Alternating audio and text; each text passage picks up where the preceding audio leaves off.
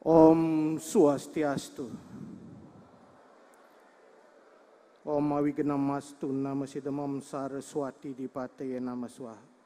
Ong ulun basuki langgeng. Mugi rahayu sagung dumadi. Assalamualaikum warahmatullahi wabarakatuh. Salam sejahtera bagi kita semua. Salam, Namo Buddhaya, Namo Sang Hyang Adi Buddha, salam kebajikan, merdeka! Setelah semua salam agama kita sampaikan, kita ikat dengan salam kebangsaan. Dumateng Ratu Perande, Singgih Pandita Para Wiku, minangke patirtan jagat Guru Loka, yang sama-sama kita muliakan, kita sucikan. Dumateng Romo Mangku, Para Sesepuh, Pini Sepuh, Aji Sepuh, yang juga kita hormati dan kita sucikan. Yang saya hormati, saya banggakan Wakil Gubernur Jawa Timur, Mas Emil Dardak, yang tadi sudah meninggalkan kita karena beliau ada acara lain. Matur nuwun, terima kasih Mas Wagub sudah rauh dalam acara Dharma Santi pada malam hari ini. Yang saya hormati, saya banggakan juga Ketua DPRD Provinsi Jawa Timur. Matur nuwun, matur suksema sudah datang pada malam hari ini. Kita kasih aplaus pada kehadiran beliau, Ketua DPRD Provinsi Jawa Timur. Yang juga saya hormati seluruh jajaran Forkopimda Provinsi Jawa Timur yang hadir. Dan juga Forkopimda Kabupaten Gresik. Yang saya hormati sahabat saya, Direktur Utama PT Petrokimia Gresik, Bapak Dwi Satrio Anurogo. Terima kasih matur suksema sudah hadir dan memberikan fasilitas dan bantuan kepada umat Hindu untuk menyelenggarakan Dharma Santi pada malam hari ini. Dan juga jajaran PT Petrokimia Gresik, di sini hadir Bapak Ketut Rusnaya. Selamat malam Pak Ketut. Yang saya hormati Ketua PHDI Jawa Timur, Ketua PHDI Seprovinsi Jawa Timur, yang saya hormati Ketua-Ketua Majelis Agama di Provinsi Jawa Timur, seluruh jajaran FKUB Jawa Timur, yang saya hormati, saya banggakan Ketua-Ketua Organisasi Keagamaan Hindu, pimpinan Ormas Hindu Seprovinsi Jawa Timur, yang saya hormati tokoh-tokoh umat Hindu di Provinsi Jawa Timur, yang mohon maaf tidak bisa saya sebutkan satu persatu. Bapak Ibu umat sedharma yang berbahagia, minangkaning purwaning atur sumangga tansah kula dherekaken ngraosaken sesanti angayu bahagia. Puja pangastuti kehadapan Ida Sang Hyang Paramestakawi, Gusti Kang Murbeng Dumadi, dan juga pada betara kawitan para leluhur kita semua, ingkang sarono sing kawelasan soha asung kerta waranugraha, yang para mawisesa kula dalah panjenengan sedaya saged mekempal manunggal wonten acara Dharma Santi yang merupakan rangkaian hari suci Nyepi tahun baru Saka 1945. Hari ini redite paing wuku ugu adalah sube dewasa, hari baik, bulan baik. Karena bertepatan dengan bulan suci Ramadan, di mana saudara-saudara kita kaum muslimin sedang menjalankan ibadah puasa. Tradisi puasa dikenal di semua agama di Nusantara. Puasa berasal dari bahasa Sanskerta yakni upawasa. Upa berarti dekat. Awasa atau wasa berarti maha agung. Upawasa berarti mendekatkan diri kepada yang maha agung. Jadi istilah puasa ini menjadi khas Nusantara untuk menunjukkan ikhtiar kita, tindakan kita untuk mengendalikan diri atau dalam bahasa yang dikenal di dalam umat Hindu adalah brata, atau di istilah kejawen kita sebut sebagai pati geni, amati geni. Pantang tidak hanya makan dan minum, tetapi juga pantang pada hal-hal tertentu. Dalam kitab suci Al-Quran, juga kewajiban menjalankan puasa ini disebut dengan siam atau saum. Dilakukan sebulan penuh di bulan Ramadan. Tradisi ini juga dimiliki dalam bentuk yang lain oleh saudara-saudara di agama Kristen Katolik. Ada tradisi puasa sebelum datangnya Hari Raya Paskah. Begitu juga tradisi di agama Hindu dan Buddha, bahkan di tradisi kejawen puasa juga dikenal sangat dalam, seperti puasa mutih, puasa ngableng, puasa ngeluang, dan puasa weton. Jadi Nusantara sangat kaya dengan tradisi puasa sebagai latihan pengendalian diri atau metode mendekatkan diri dengan Yang Maha Agung.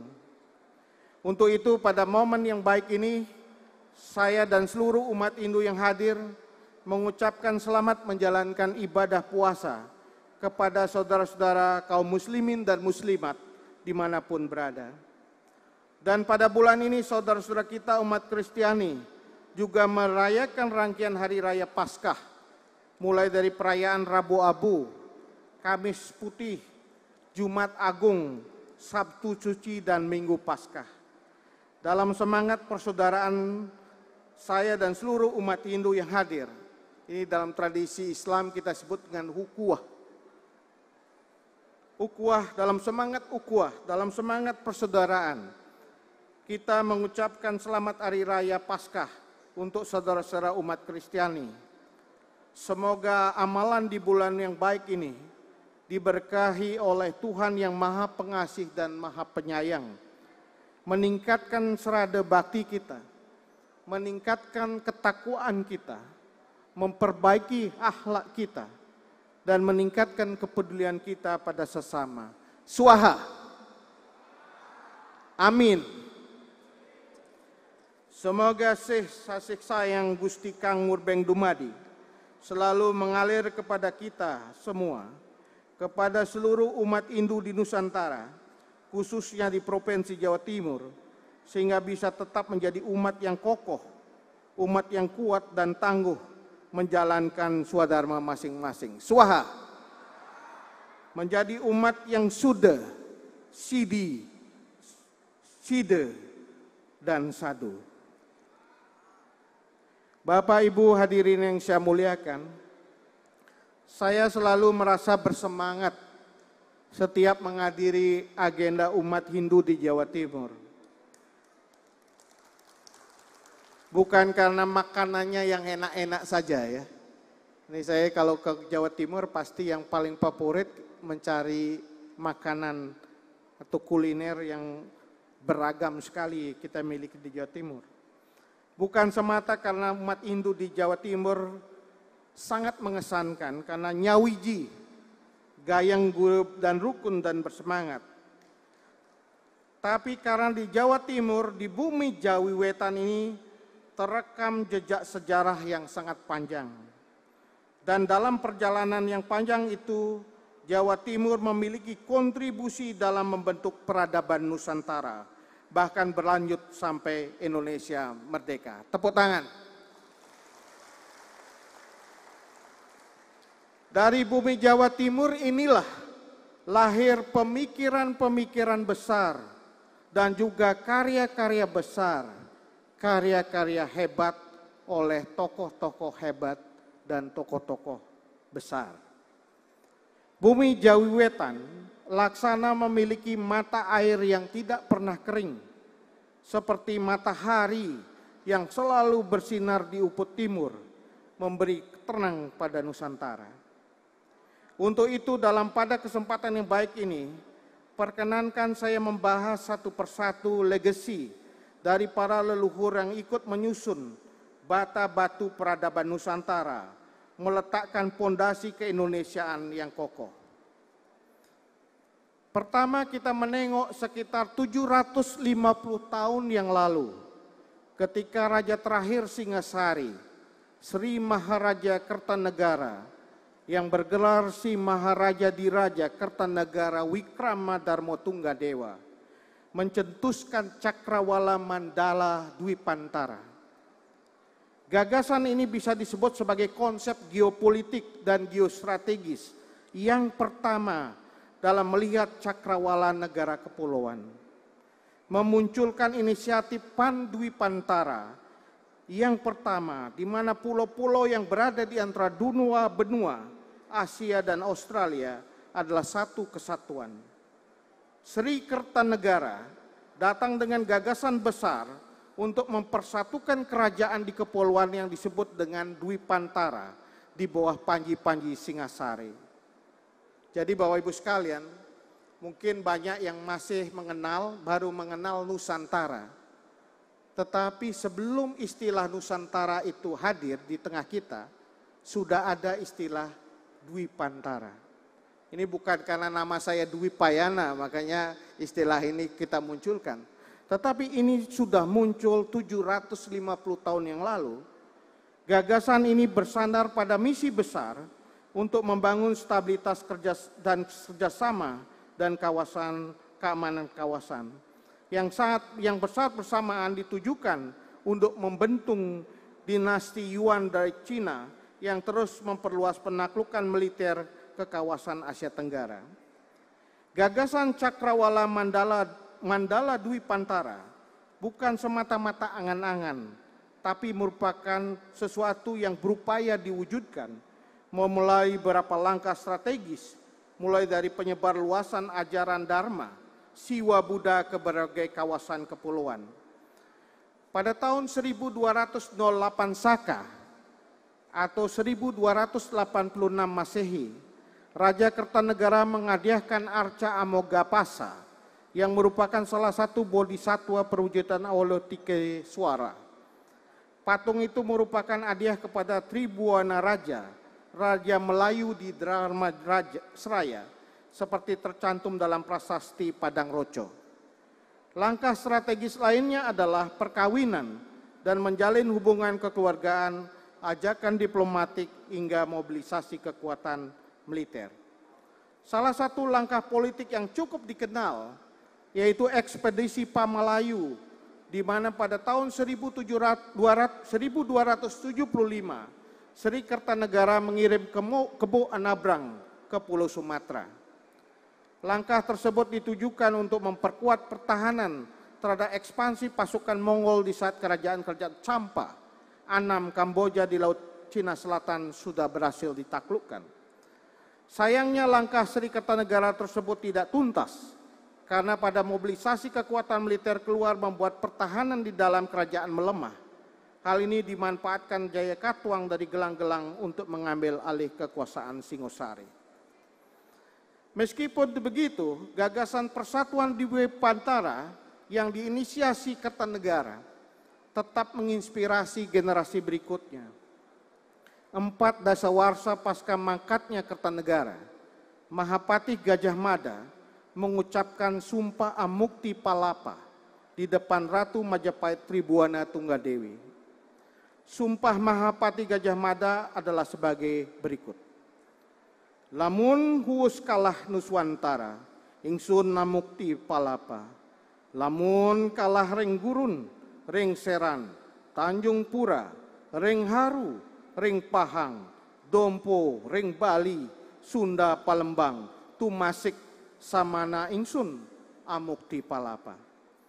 Makna amukti palapa tidak harus ditafsirkan semata-mata tidak makan buah pala. Tapi seorang peneliti sastra Jawa kuno yang kita sebut sebagai Romo Zoetmulder, beliau Romo Katolik, ahli bahasa Jawa kuno, menjelaskan kata palapa dalam amukti palapa itu sama halnya dengan kata palapat, yang dalam bahasa Jawa kuno berarti sifat yang menarik, yang memikat hati, dan mendatang kebaikan. Kata palapan ini juga dimaknai sebagai kesenangan atau istirahat yang dinikmati seseorang setelah mengerjakan tugas-tugasnya.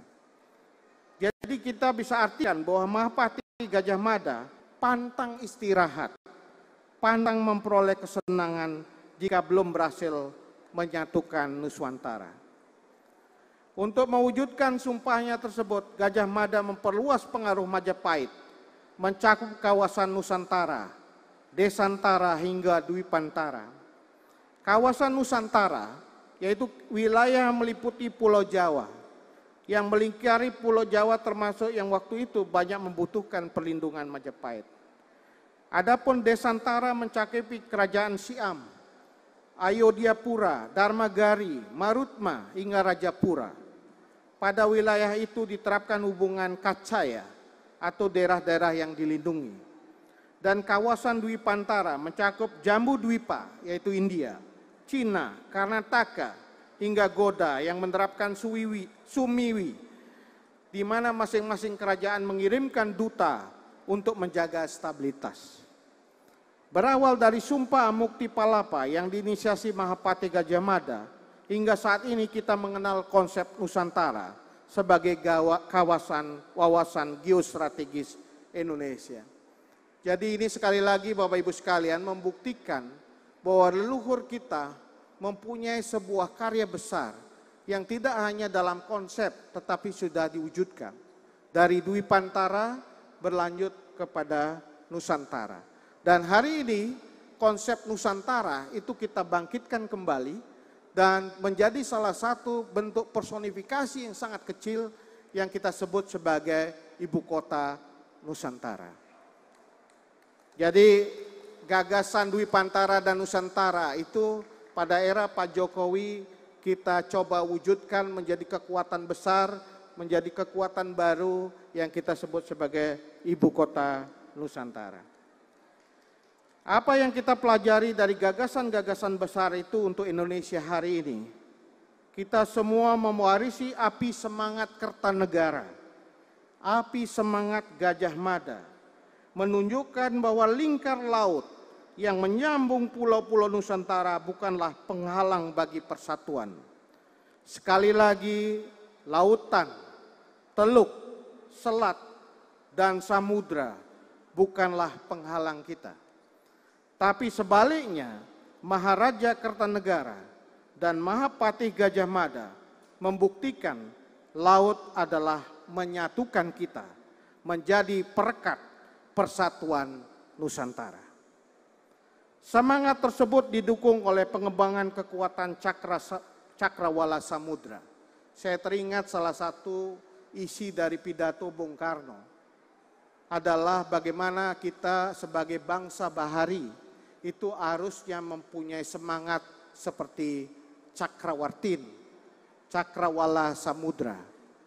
Bagaimana kemampuan kita mengarungi lautan yang sangat dahsyat pada saat itu dan membawa kapal kita menjadi kapal yang merdeka. Dan ini kita perkuat terus dengan armada laut dan budaya maritim yang kokoh. Dan ini tidak hanya kita sebutkan sebagai konsep, tapi sudah diakui oleh para pelaut Portugis pada abad ke-16 mengakui kemegahan kapal-kapal jung, legasi Majapahit yang disebut bisa mengangkut hingga 1.000 orang. Jadi kita sesungguhnya sudah punya kemampuan bahari yang cukup kuat yang kita sebut sebagai kapal jung, dan tentu saja itu menjadi salah satu jadi pokok kekuatan dari ekspedisi Pamalayu dan dilanjutkan oleh Gajah Mada. Saya juga mengutip Pramudia Anandatur dalam karya novelnya Arus Balik menyebutkan momen saat itu sebagai kejayaan bangsa selatan, di mana arus mengalir dari selatan ke utara dengan menggambarkan megahnya jung Majapahit sehingga kapal-kapal Portugis pun terlihat kecil. Sejarawan Portugis Gaspar Correa bahkan menyebutkan bahwa jung Majapahit sebagai kapal perang yang kuat karena tidak mampu dihancurkan oleh meriam modern versi Portugis, yang hanya meriam itu hanya mampu menembus 2 lapis dari 4 papan pertahanan kapal jung Majapahit saat itu. Hadirin dan undangan yang saya muliakan, semangat dan tekad juang dari ide Betara leluhur kita baik di Singosari, di Majapahit tersebut tidak lepas dari nilai-nilai adiluhung yang bersumber dari ajaran-ajaran Hindu dan Buddha. 8 dasawarta sebelum Mahapati Gajah Mada mengucapkan sumpah mulai dibangun Candi Kidal sebagai penghormatan atas jasa-jasa Raja Betara Panji Anusapati.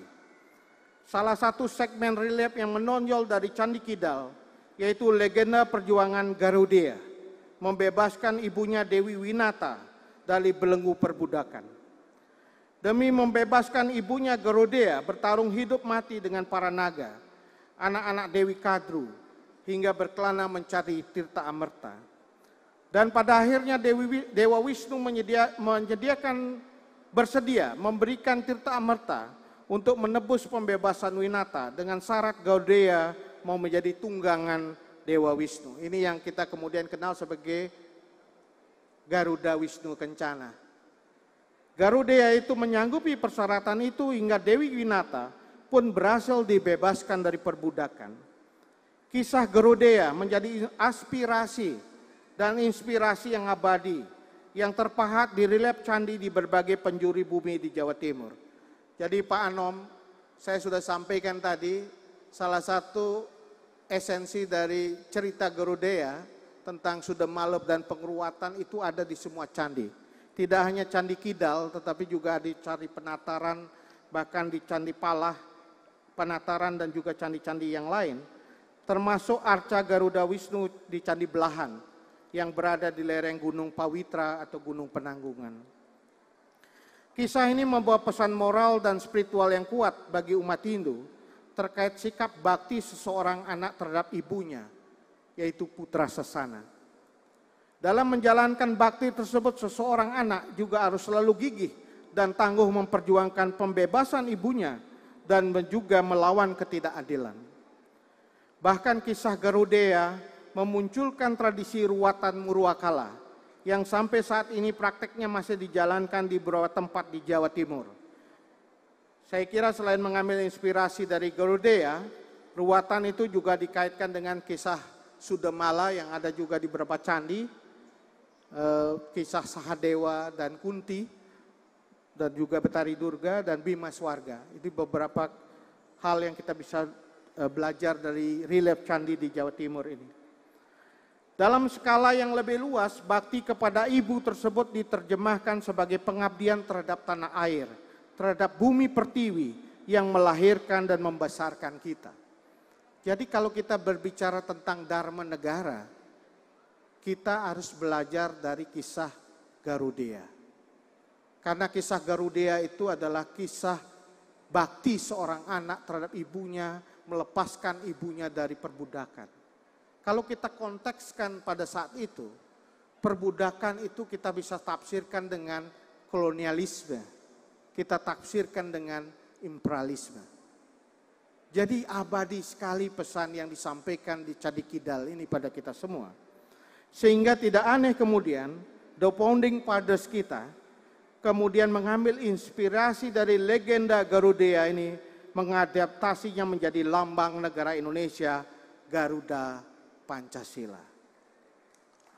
Jadi umat Hindu harusnya bangga sekali karena kisah Garuda yang dipahatkan di berbagai candi di Jawa Timur menjadi inspirasi bagi bangsa ini untuk membebaskan diri dari kolonialisme yang melahirkan konsep Garuda Nusantara. Garuda Nusantara atau Garuda Pancasila, Garuda Pancasila yang diresmikan pemakaiannya sebagai lambang negara pertama kali pada sidang Kabinet Republik Indonesia Serikat pada tanggal 11 Februari 1950. Pada saat itu ketua timnya adalah Sultan Hamid II. Sultan Hamid II mengusulkan konsep Garuda, sedangkan Muhammad Yamin mengusulkan konsep yang lain. Akhirnya konsep Garuda inilah yang kemudian diterima. Dan saat itu Bung Karno melengkapi lagi Garuda ini dengan simbol yang kita miliki sampai saat ini, simbol Garuda Pancasila. Seperti halnya kisah Garuda, Garuda Pancasila adalah simbol pembebasan bangsa Indonesia dari belenggu kolonialisme, imperialisme yang menjajah kita selama ratusan tahun. Umat sedharma yang saya muliakan, selain gagasan besar yang kita pelajari dari kisah Garuda, saya ingin mengangkat lagi satu warisan nilai moral dan spiritual dari para leluhur di bumi Jawa Timur. Jadi kita harus selalu bangga atas warisan yang diwarisi oleh para leluhur itu, yaitu budaya hidup berdampingan secara damai penuh toleransi dalam mewujudkan persatuan. Salah satu kita bisa warisi dari kitab Sutasoma. Tadi Pak Anom sudah membacakan ini, yang ditulis oleh Empu Tantular pada pupus 139 bait 5 yang menyebutkan, "Ruweneke datu winuwus buda wisu, bineki raku ring apan keneng parwanusen, mangking jinatua kalawan siwa tua tunggal, bineke tunggal ike tanhane dharma mangruwa." Artinya kurang lebih konon Buddha dan Siwa merupakan dua sat yang berbeda. Mereka memang berbeda, tetapi bagaimanakah bisa dikenali? Sebab kebenaran jina itu Buddha, dan Siwa adalah tunggal. Berbeda-beda itu, tetapi satu jugalah itu. Tidak ada kerancuan dalam kebenaran, dan tidak ada kebenaran yang mendua. Ungkapan tersebut mengekspresikan lanskap sosial dari masyarakat Jawa Timur, mulai dari dinasti Isana, Kediri, Singosari sampai Majapahit, yang beragam, yang bineka, tidak tunggal. Ada yang menganut Siwa, ada juga yang menganut Buddha. Meskipun begitu, Sutasoma menegaskan bahwa perbedaan tersebut bermuara pada kebenaran dan kebaikan yang tunggal. Oleh karena itu, penganut Jina dan Siwa hidup berdampingan secara rukun tanpa mempertentangkan perbedaan yang ada. Ini bukan semata-mata ortodoksi, sebuah konsep yang mengawang-awang, gitu. Tetapi juga diwujudkan dalam realita, dalam ortopraksis. Raja dalam setiap dinasti selalu didampingi oleh Dharma Adiaksa ing Kasaiwan dan Dharma Adiaksa ing Kasogatan. Bahkan unsur-unsur Hindu dan Buddha menyatu di berbagai candi. Terutama kita lihat di Candi Jajagu. Jadi banyak umat Hindu yang tidak begitu mengenal bahwa Candi Jago itu di desa Tumpang itu namanya adalah Candi Jajagu, yang saat ini disebut dengan Candi Jago.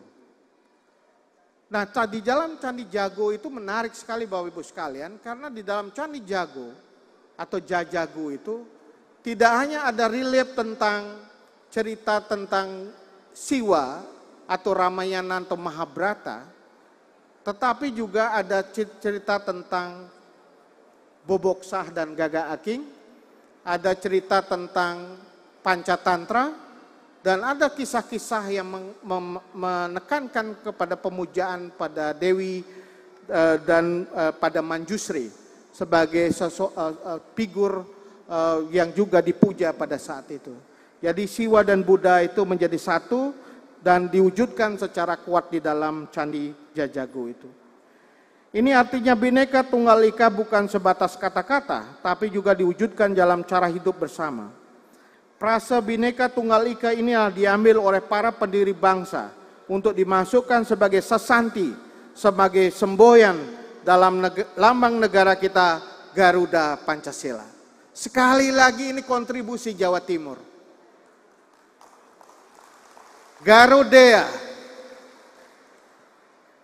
Bhinneka Tunggal Ika. Kita harus bangga dengan itu. Dan untuk merekatkan kemajemukan tersebut, masyarakat Hindu-Buddha di masa Majapahit sudah memiliki norma sosial seperti termuat di dalam Kekawin Sutasoma yang disebut dengan Pancasila Krama. Sumber dari ajaran ini termuat dalam kitab suci Buddha Tripitaka. Dalam kitab Sutasoma Pancasila Krama adalah aturan hidup yang berisi 5 pantangan. Pantangan untuk membunuh sesama, pantangan untuk mencuri, pantangan berzina, pantangan berdusta, dan pantangan untuk mabuk-mabukan hingga lupa diri. Dengan norma tersebut, setiap warga memiliki kebebasan menganut kepercayaan dan memiliki jalan hidupnya, sembari tetap menjaga hak-hak hidup dan pilihan orang lain. Pancasila Krama inilah yang selanjutnya menjadi inspirasi dari lahirnya kata Pancasila. Pada sidang Badan Usaha Persiapan Kemerdekaan Indonesia yang berlangsung 29 Mei sampai 1 Juni 1945, Bung Karno menyampaikan gagasan soal 5 prinsip dasar negara: kebangsaan Indonesia, internasionalisme atau perikemanusiaan, mufakat atau demokrasi, kesejahteraan sosial, dan negara yang berketuhanan. Bung Karno pun kemudian memberikan nama soal 5 prinsip dasar negara itu dengan petunjuk seorang teman ahli bahasa. Ini banyak orang yang sempat mendiskusikan siapa ahli bahasa yang diajak berdiskusi oleh Bung Karno. Ternyata menurut banyak kalangan adalah I Gusti Bagus Sugriwa. Dan dari sanalah I Gusti Bagus Sugriwa menyebutkan tentang Pancasila Krama yang kemudian menjadi inspirasi dari lahirnya nama Pancasila. Panca artinya 5, sila artinya asas atau dasar. Ini bukan kebetulan, tapi nama Pancasila Krama di era Majapahit memiliki kelanjutan dalam kehidupan Indonesia modern sebagai dasar negara dan ideologi bangsa. Hadirin dan undangan yang saya banggakan, disadari atau tidak, gagasan besar, inisiatif, nilai-nilai yang diwarisi oleh para pendahulu, para leluhur kita tersebut telah menginspirasi para founding fathers dalam membangun keindonesiaan. Wawasan Cakrawala Mandala Dwipantara, Nusantara, Garuda, Bhinneka Tunggal Ika, dan Pancasila Krama. Kelimanya adalah pilar penting dalam membangun persatuan, meneguhkan kedaulatan ikhtiar bersama untuk memajukan bangsa. Dan tidak berlebih kiranya jika kita umat Hindu turut berbangga bahwa gagasan inisiatif besar tersebut dilahirkan, digali, dirumuskan, dan dikembangkan oleh para leluhur kita dari bumi Jawa Timur ini. Namun sekiranya berbangga tidaklah cukup, karena kita juga memiliki tugas yang maha berat untuk merawat, melanjutkan warisan-warisan nilai-nilai leluhur tersebut. Mengenang, mengakui, dan mengapresiasi peran dan warisan para leluhur adalah suatu keharusan. Namun kita juga harus memastikan bahwa warisan-warisan tersebut juga menjadi bagian dari cara hidup dan jalan hidup kita sebagai anak-anak bangsa. Jadi kalau para leluhur kita sudah mewarisi itu, alangkah buruknya kalau anak cucunya tidak menjalankan itu. Dan kita juga harus memastikan bahwa nilai-nilai leluhur tersebut adalah abadi, diteruskan dan menjadi pegangan dari generasi penerus kita di kemudian hari. Kita ingin warisan nilai dari para leluhur tersebut agar terus lestari dari generasi ke generasi dan dijalankan dengan rasa bakti oleh anak cucu kita di masa depan. Dan di tengah masyarakat modern saat ini, menjadi tugas kita bersama untuk mengingatkan diri dan juga mengingatkan pada anak-anak kita, pada cucu-cucu kita, bahwa segala kemajuan dan kemudahan yang kita nikmati saat ini bukanlah sesuatu yang instan. Ada peran besar para leluhur yang mewarisi ilmu pengetahuan, teknologi, serta kearifan kebijaksanaan, sehingga kita harus terus menjaga dan melanjutkan dan menyambung antara masa lalu, masa sekarang, dan masa depan. Saya berharap di momen Dharma Santi ini kita tidak berhenti hanya sebatas rasa bangga saja. Kita harus melanjutkan rasa bangga itu dengan greget. Ini sudah saya sampaikan di Blitar kemarin. Melanjutkan rasa bangga itu dengan rasa jengah. Melanjutkan rasa bangga itu dengan semangat baru. Dengan mengingat-ingat selalu mengapa leluhur kita mampu menghasilkan karya-karya hebat. Mengapa leluhur kita mampu menghasilkan karya-karya besar. Itu harus menjadi semangat kita, harus menjadi motivasi kita semua. Semangat untuk mampu melahirkan jejak karya-karya hebat seperti para leluhur kita. Bapak Ibu Saudara yang saya hormati, Nyepi akan hadir di setiap tahun.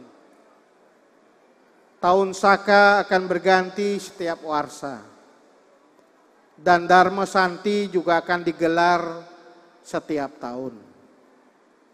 Pertanyaan yang selalu muncul bagi kita semua, apa saja kebaikan-kebaikan yang sudah kita tanam?